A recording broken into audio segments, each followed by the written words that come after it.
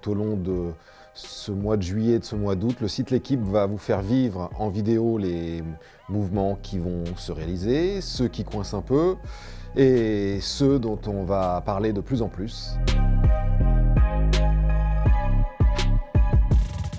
On commence cette semaine avec Bernardo Silva. Ça devrait bouger à Paris à un moment ou à un autre.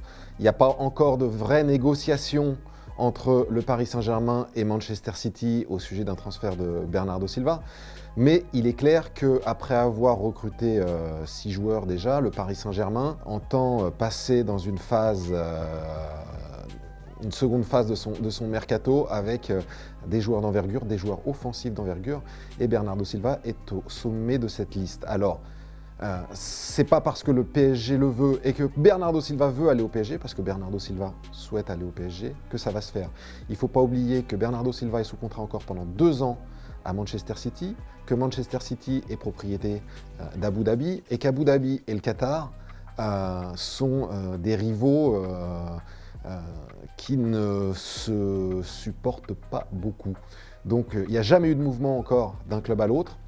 Il va falloir que le PSG se montre très convaincant et très persuasif pour convaincre son club de le libérer, parce que je vois mal Manchester City renforcer le rival parisien comme ça. Imaginez une finale de Ligue des Champions en 2024, PSG-Manchester City, et c'est Bernardo Silva qui marque le but vainqueur. Au Moyen-Orient, ça passerait pas très bien. Ça va se faire à Lyon. Clinton Mata et Renato Tapia, le latéral droit de Bruges et le milieu de terrain du Celta Vigo. Comme Hugo Guillemé l'a annoncé dans les colonnes du journal L'Équipe, le joueur est d'accord, les deux joueurs sont d'accord pour rejoindre l'Olympique Lyonnais.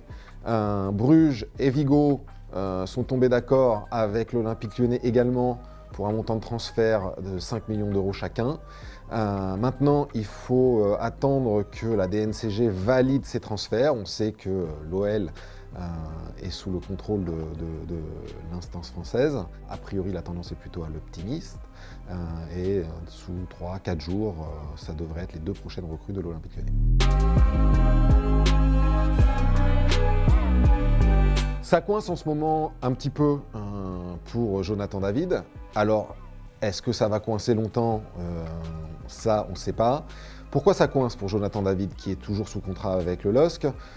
Parce que pour le moment, il y a eu beaucoup de prises d'intérêt au sujet de l'avant-centre canadien de Lille, mais aucune offre. Alors, les prises d'intérêt, elles viennent d'Angleterre, Newcastle, Tottenham, elles viennent d'Italie, Naples, la Juventus Turin, Bayern Munich aussi s'est renseigné, mais il n'y a pas d'offre. Et en fait, les principaux acteurs du marché pensent que lorsque le marché des avant-centres va se décanter, si Harry Kane quitte Tottenham, si Osimhen quitte Naples, Jonathan David fera partie de ce jeu de domino et intégrera une case vide parmi ces gros clubs. Mais pour le moment, il n'y a pas d'offre et Jonathan David est toujours lillois.